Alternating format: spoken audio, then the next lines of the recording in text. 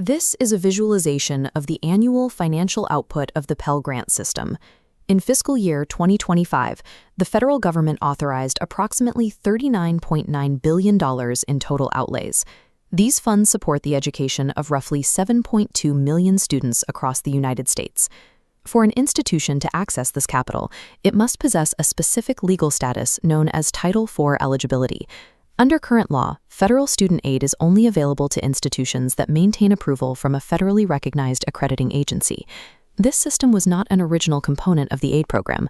Voluntary accrediting associations formed in the late 19th century for peer review, and the federal government began relying on them for fiscal gatekeeping in 1952. Because the Department of Education relies on these private reviews, the federal government's fiscal oversight is functionally dependent on the standards of these third-party organizations. This structure is known as the triad. States hold the first pillar, providing legal authorization and occupational licenses.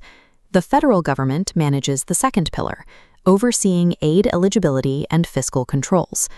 The third pillar is accreditation, a system of private governance that utilizes episodic peer reviews rather than direct, real-time student data.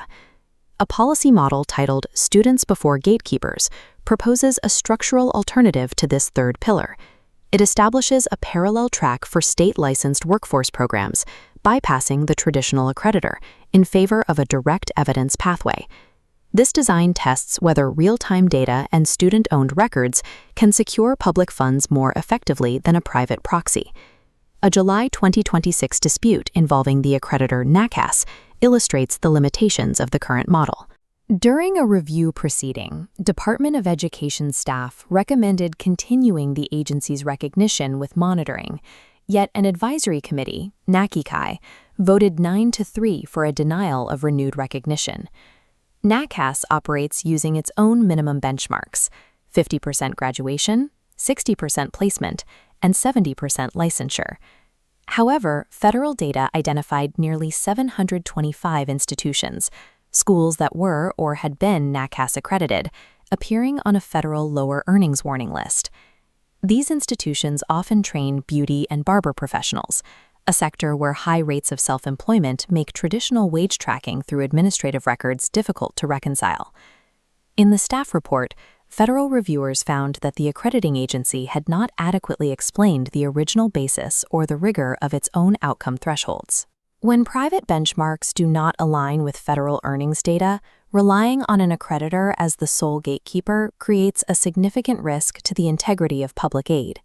The proposed solution is a strictly bounded 5-year congressional demonstration.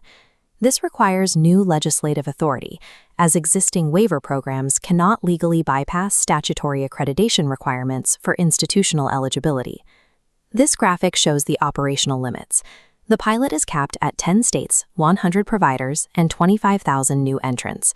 Eligibility is limited to programs between 150 and 1,500 clock hours that lead directly to a state license. To limit federal exposure and borrower harm, the demonstration is restricted to Pell Grants only. Federal student loans are explicitly excluded. These boundaries ensure the pilot remains a controlled experiment, focused on training access rather than expanding federal debt. This model replaces the accreditor's seal of approval with a system of verified, milestone-based installments. The central tool in this architecture is a machine-readable evidence wallet. This record aggregates state licensing data, wage records, and provider documentation. It is a portable, student-owned history of their educational progress. The payment schedule releases an initial 10% disbursement only upon a verified start. As the student advances through the curriculum, the provider earns 2 consecutive payments of 35% for documented progress. The remaining 20% is subject to a mandatory holdback. This final installment is only released after the student completes the program and secures their state license. By aligning payments with milestones, taxpayer dollars only flow when educational delivery and occupational outcomes are explicitly verified. This framework does not dismantle the current system for traditional universities. It creates a specific 2-track comparison for licensed workforce programs. This visualization compares the 2 pathways. The legacy system relies on an opaque institutional gate, while the direct evidence pathway utilizes sequential, transparent milestones. Both systems will be evaluated on a public dashboard, tracking total price, completion, and licensure rates. The department will also measure earnings, student debt, and rates of substantiated harm side by side. This data-driven approach forces both the legacy triad and the alternative pathway to compete on identical, transparent outcomes. In fiscal year 2025, the Department of Education estimated that $426 million in Pell Grant payments were improper or of unknown status. This represents an improper payment rate of roughly 1.07% under the existing gatekeeping system. The legislation includes a definitive stopping rule.